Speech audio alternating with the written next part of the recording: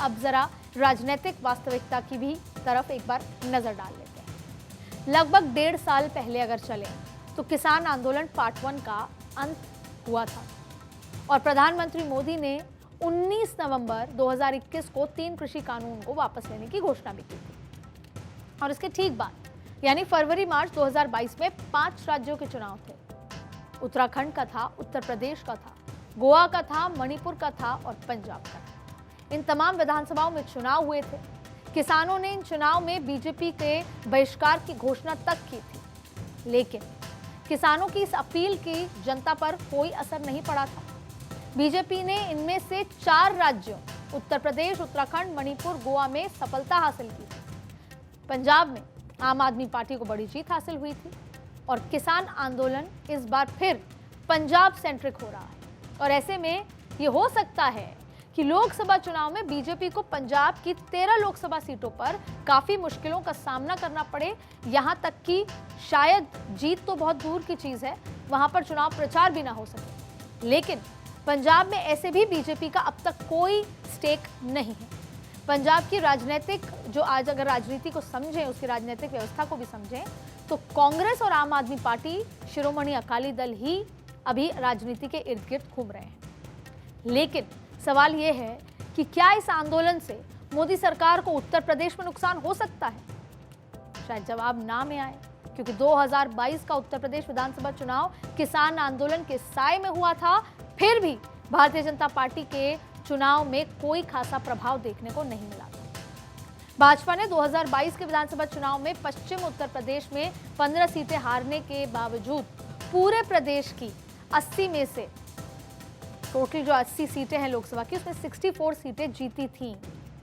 जबकि समाजवादी पार्टी और आरएलडी ने साथ मिलकर चुनाव जब लड़ा था और इस बार तो बीजेपी को आरएलडी का भी साथ है। ऐसे में 17% जाट वोट एनडीए के पाले में गिर सकता है। जयंत चौधरी और बीजेपी एक साथ चुनाव लड़ रहे हैं, तो उम्मीद की जा सकती है कि वेस्ट यूपी में किसान फैक्टर का असर आपको नहीं देखने को मिलेगा। पिछले 5 दिनों में जारी जो ये किसान आंदोलन है, लेकिन राजनीतिक इवेंट तो ये नहीं बन पाया।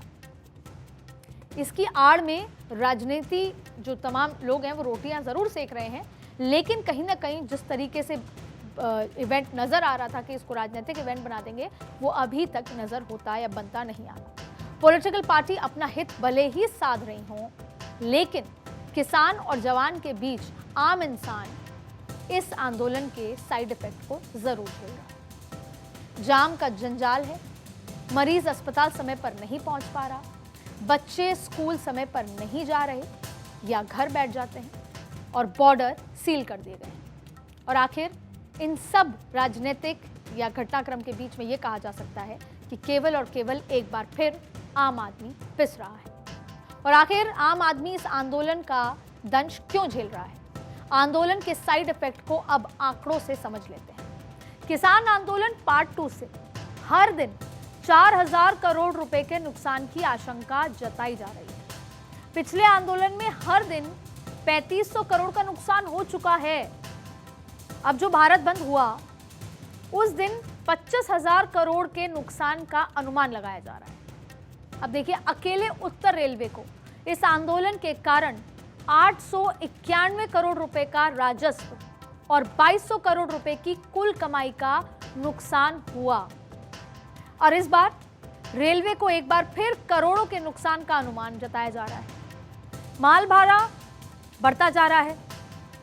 इसके अलावा ट्रांसपोर्ट कंपनियों को पेनल्टी का डर सता रहा है। पंजाब में गैस तेल की सप्लाई पर असर पड़ रहा है और जरूरी सामानों की सप्लाई में भी देरी हो रही है। और इंपैक्ट किसको हो रहा है इन सब चीजों का? आम आदमी। जाम में वो फंस रहा है, बच्चे उनके स्कूल नहीं जा पा रहे, सड़कों पे घंटों वो खड़े हैं, घर में देरी से चीजें पहुंच रही हैं, साथ में महंगी पहुंच रही हैं, और इसके साथ साथ अगर उनको रेल से कहीं जाना है तो वो संभव नहीं हो पा रहा क्योंकि डर सता रहे हैं। और ऐसे में जनता को परेशानी बहुत ज्यादा बढ़ गई है। लोगों का कहना है कि किसान की आड़ में कुछ लोग अपनी राजनीति करने के लिए बार बार लोगों को परेशान कर रहे हैं और इस समस्या का हल निकालने की जरूरत है।